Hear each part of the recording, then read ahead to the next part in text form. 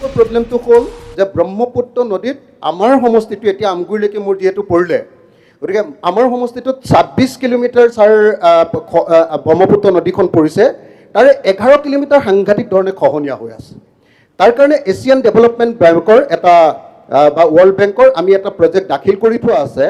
সেই প্ৰজেক্টটো যদি নহয় তেতিয়াহ'লে আমাৰ শিৱসাগৰখন নাবাচে। গতিকে সেইটোৰ কি হৈছেগৈ এটা খবৰ আমাক লাগে, নাম্বাৰ 1। নাম্বাৰ 2, আমাৰ দৰিকা নদীখনে গোটেই শিৱসাগৰখনৰ মানুহক দুখীয়া কৰি দিছে। 3 নম্বৰ কথাটো হ'ল যে আমাৰ আটাইতকৈ ডাঙৰ প্ৰব্লেমটো হ'ল যে আমাৰ গোটেই মথাউৰিবিলাক চব একদম চাপৰ হৈ গুচি গ'ল। মথাউৰিবিলাক যদি ওখ নকৰে তেতিয়াহ'লে সদায় বানপানী হ'ব।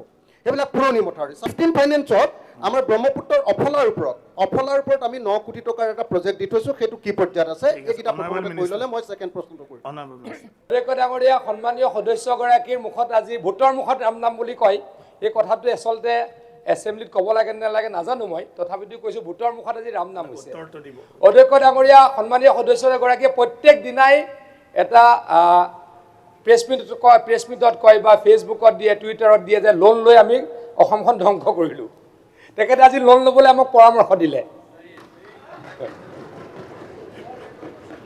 তেখেতক এডিবিৰ পইচা লাগে, এছিয়ান ডেভেলপমেণ্ট বেংকৰ টকাৰে তেখেতৰ সমষ্টিত ডেভেলপমেণ্ট লাগে। গতিকে তেখেতে আমাৰ লোন লোৱাৰ যিটো আমি প্ৰক্ৰিয়া, আমিতো চেণ্ট্ৰেল গভৰ্ণমেণ্টৰ নিয়মতে লোন লওঁ। আৰু এডিবি অধ্যক্ষ ডাঙৰীয়া আগতেই কৈছোঁ, এডিবি ৱৰ্ল্ড বেংকে আচলতে চেণ্ট্ৰেল গভৰ্ণমেণ্টে আমাক লৈ দিয়া লোন, তাৰ 20% অসম গভৰ্ণমেণ্টে দিব লাগে, 80% চেণ্ট্ৰেল গভৰ্ণমেণ্টে দিয়ে। যি কি নহওক, লোনৰ কথাত তেখেতে আজি ন্যায্যতা প্ৰদান কৰিছে, মই তেখেতক ধন্যবাদ জ্ঞাপন কৰিছোঁ।